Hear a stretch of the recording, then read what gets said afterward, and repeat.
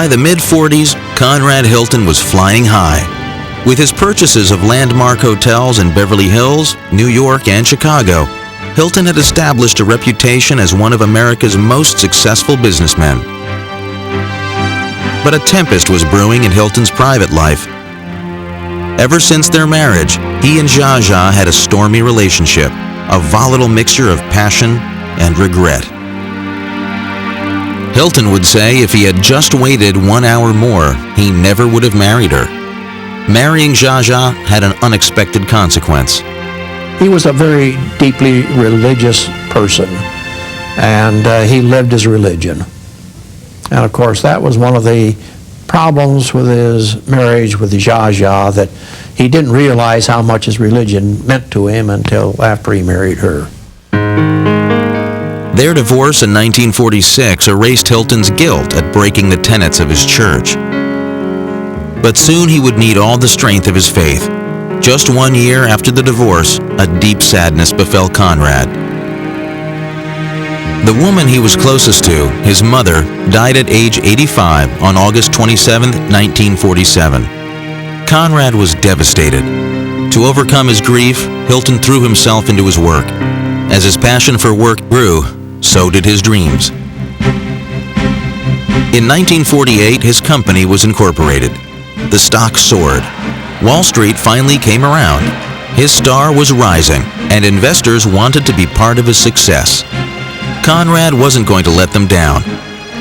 For a hotel man with dreams the size of Hilton's, it could lead to only one place, the pinnacle, the top, the Mount Everest of hotels, the Taj Mahal of innkeepers everywhere, New York's Waldorf Astoria. Hilton took control of the famed hotel in 1949. Forevermore, the young boy from New Mexico who once helped rent rooms in his father's general store would be known as the man who bought the Waldorf. My father was a positive thinker. He believed that if you thought positive things would result. He had a postcard on his desk of a picture of the Waldorf Astoria.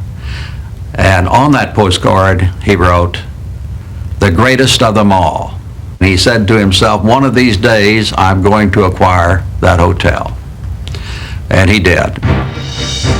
His purchase of the Waldorf Astoria was the crowning ornament of an empire that stretched from coast to coast. Hilton was now one of the wealthiest men in America, his net worth estimated at over $100 million. The corporation he founded, successful. His name, world famous. Ownership of the Waldorf Astoria brought Hilton into the orbit of world leaders. He became good friends with President Dwight Eisenhower. He was one of his frequent golf partners. He convinced Eisenhower to open the congressional season with a prayer breakfast at the Mayflower Hilton in Washington, D.C. Under the spotlight of fame, people began to study Hilton's success. What was his golden touch? Some believed it was his uncanny ability of knowing a property's value. Others pointed to his rock-solid integrity, which attracted investors, and the fierce loyalty of his staff. He would bargain hard, but he wouldn't try to cheat somebody to make a deal. He was not that kind of an individual. He's a very honorable person. Conrad had come a long way from the early days when all he did was work. Still determined to work hard, he played with the same intensity. As hard as he worked, he had a rule. And his rule was that at 6 o'clock at night, he didn't want to discuss business with anyone. At that point, he thought in terms of going dancing. Hilton's dance partners were always beautiful women. He never apologized for his enjoyment of the ladies. He did enjoy the pretty young ladies and would like to spare them and take them dancing, very much so. Hilton was in his element at a Miss Universe pageant he hosted at the Beverly Hilton. Accompanying him was his eldest son, Nick. Nick was making a name for himself as a man about town, a young playboy with an eye for the ladies. Just as Conrad's father wanted him to take over the dry goods store in Socorro many years before, Conrad wanted Nick to one day take over his hotel empire. Like young Conrad, Nick had other things on his mind. More interested in parties than profits, in 1951, Nick married a beautiful Hollywood actress named Elizabeth Taylor. Excited fans see 18-year-old Elizabeth Taylor arrive at the Beverly Hills Church of the Good Shepherd to marry Conrad Hilton Jr., heir to a fabulous hotel empire. Their wedding was the society event of the decade, an explosive mixture of Hollywood and big business. I think Dad would have preferred Nick to live a more stable life than the movie star type of life that Dad experienced with Zsa Zsa. But Nick was an individualist, and you just don't, you know, it's just like it is today with children. You can guide them and tell them, but they're going to do what they want to do, especially if they're strong-willed. Nick and Liz began their honeymoon aboard the Queen Mary. They were seldom alone and continually hounded by the press and Elizabeth's adoring fans. Nick couldn't stand the press, hated when he was referred to as Mr. Taylor. To some observers, the marriage seemed to be sinking before it left port, and the fact that each was strong-willed and used to getting what they wanted didn't help. The two divorced after 7 months. None of these family problems kept Hilton from expanding his empire. In 1954, he purchased the Statler Hotel chain for $111 million. Second in size to Hilton's, it comprised 10 hotels. The Statler deal expanded Hilton's empire of hotels to 28 and set a record as the largest land transaction since the Louisiana Purchase. Hilton was making history in other ways as well. By the late 50s, he had set his sights on a new horizon, a frontier which lay untapped by American business. Hilton realized that airline travel was shrinking the world. The coming decades would see an explosion of American tourism abroad. These travelers would need hotels, Hilton reasoned, American-style hotels. Obviously, they would want Hilton's. His first attempt at a hotel abroad took Hilton to Puerto Rico. Hoping to attract a hotel facility to the islands, the Puerto Rican government had sent inquiries to respected hotel owners inviting proposals for a hotel project in Puerto Rico. It was Conrad's reply to this proposition that set him apart from the others. My father responded to that invitation in Spanish and was the only one who basically did that. I think that so impressed the country that they selected us, and that was the beginning of our international hotel company. After the Caribe Hilton opened, Conrad set about building the most lavish of his international hotels, and with some unexpected consequences. Yes, another link has been added to the world-renowned chain of Hilton hotels, the Havana Hilton. On March 19, 1958, Hilton officially opened the Havana Hilton. Cuba's dictator, Juan Batista, had given Hilton permission. Hilton hoped the resort would be another stepping stone in his dream of a worldwide hotel empire. But a small group of freedom fighters had other plans. In a secret hideaway in the jungles above Havana, a young rebel named Fidel Castro was planning his final assault on the Batista government. He decided to wait until after the Hilton Hotel opened, believing that once he liberated Cuba, a Hilton Hotel could only add to his glory. But Castro and his guerrilla forces were the furthest thing from the minds of those attending Hilton's grand opening. Hilton opened each hotel with lavish celebrations. Havana was no exception. He pulled out all the stops. Planes keep landing and bringing guests who are in for a magnificent holiday at the new Havana Hilton Hotel. Celebrities from Hedda Hopper to Ernest Hemingway came to celebrate. The festivities went on for days. As always, an attractive woman was at Hilton's side. A traditional part of every opening had Hilton dancing the Varsoviana, a dance imported from his childhood days in New Mexico. At the Havana Hilton, he took the floor with the renowned dancer and his good friend, Ann Miller.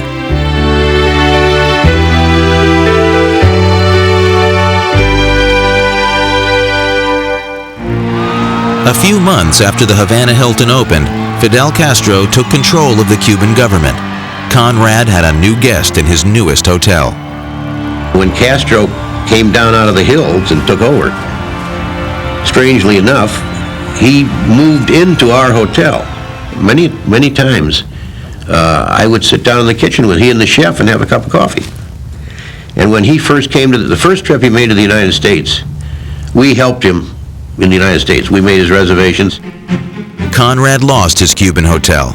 Castro took it and gave it to the workers' union to run. A lot of money was lost. But the money wasn't Conrad's greatest worry. He was deeply concerned for his country. America had entered the Cold War, and Conrad Hilton was going to put up a fight with his favorite weapons: prayer and hospitality. Coming up, a father faces his greatest personal tragedy. Nick called his father and said, "You know, Dad, I love you." And Connie said, "And I love you too, Nick." And he was dead the next morning.